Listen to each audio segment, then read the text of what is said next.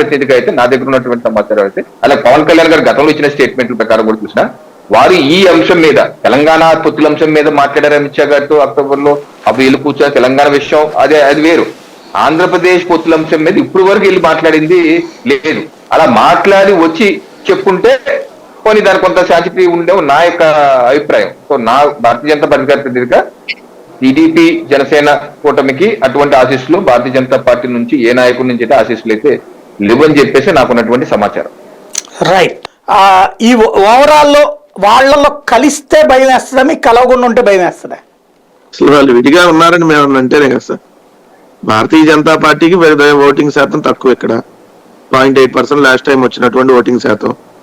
రెండో తెలుగుదేశం ప్రతిపక్షంగా ఉంది ఇక్కడ. పోయినసారి దాదాపుగా 39.5%, నియర్లీ 40% దాకా వచ్చింది. సో వాళ్ళు తర్వాత జరిగినటువంటి అనేక ఎన్నికల్లో కూడా కలిసే ఉన్నారు కదా, ఎక్కడ విడిగా ఉన్నారు? చాలా చోట్ల తెలుగుదేశం జనసేన కలిసి పోటీ చేసినాయి, కొన్ని చోట్ల జనసేన బీజేపీ కలిపి పోటీ చేసినాయి.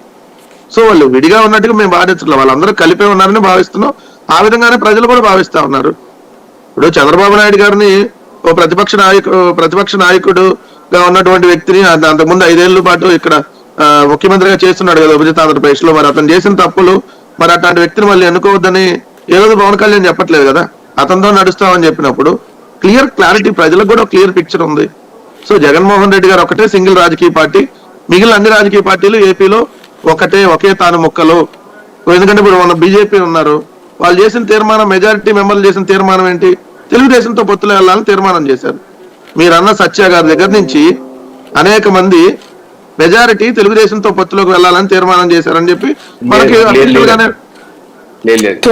అయితే అలా తీర్మానం చేయలేదు. కొంతమంది కొన్ని అభిప్రాయాలు చెప్పారు కానీ మెజారిటీ తీర్మానం అయితే అలా లేదండి. అభిప్రాయాలు అది ఇద్దరు చెప్పారు నాకు తెలిసి, ఆదినారాయణ రెడ్డి తర్వాత మీరు చెప్పినటువంటి ఆయన. అంటే మనకి ఇప్పుడు ఆ ఎల్లో మీడియాలో వచ్చిన వార్తలే కదా సార్, వాళ్ళు ఖండించినప్పుడు మనం ఏమంటాం, దాంట్లో వచ్చినాయి తెలుగుదేశంతో పొత్తుకే ఇష్టపడుతున్న బీజేపీ అని రెండిట్లో రాశారు. వీళ్ళు దానికి అధ్యక్షురాలుగా ఖండించలేదు పురంధేశ్వర్ గారు. సార్ మరి ఏమనుకుంటాం, అదే నిజం అనుకుంటాం కదా. ఎందుకంటే ఇప్పుడు మేమంటే 2 పత్రికలు రాసే అబద్ధాలు అని చెప్పి క్లియర్ గా ప్రతి సందర్భంలో మేము ఎండగడతాం. వాళ్ళు అది ఒప్పుకున్నప్పుడు మేము అనుకుంటాం, జనరల్ గా అనుకునేది నేను చెప్తున్నాను. సో ఇప్పుడు రవికిరణ్ గారు చెప్పేదా మాకు తెలియదు కదా. మరి ఆ రోజు వాళ్ళ అధ్యక్షురాలు హోదాలో ఖండించాలి. మేము బీజేపీతో తెలుగుదేశంతో పొత్తని ఎక్కడ పెట్టామండి, ఎందుకు ఇట్లా స్టేట్మెంట్స్ మీరు ఇస్తున్నారని చెప్పి ఆమె ఖండించినప్పుడు అది నిజం అనుకుంటాం కదా. సో వాట్ సార్, ఏది ఉన్నా తెలుగుదేశం జనసేన ఈ 2 పొత్తు అయితే ఫిక్స్. వాళ్ళు సీట్లు తక్కువ ఇచ్చినా ఒకవేళ లేదు 15, ఎందుకంటే మొత్తం శశిధర్ గారు నడుపుతున్న ఆంధ్ర పత్రికలో వచ్చింది 15 అసెంబ్లీ 2 పార్లమెంట్ అని. మరి జనసేన వాళ్ళు ఖండించలేదు, ఎందుకంటే ఆ పార్టీలో సీట్ ఎక్స్పెక్ట్ చేస్తున్న క్యాండిడేట్ అతను కూడా కాకినాడ నుంచి. ఆయన తండ్రి గారు నడిపేది కానీ మొత్తం సిస్టర్ నడిపేది కాదు. ఇప్పుడు సంబంధం లేదు సార్ మొత్తం శశిధర్ గారికి. అది సార్ తెలియబద్ధతి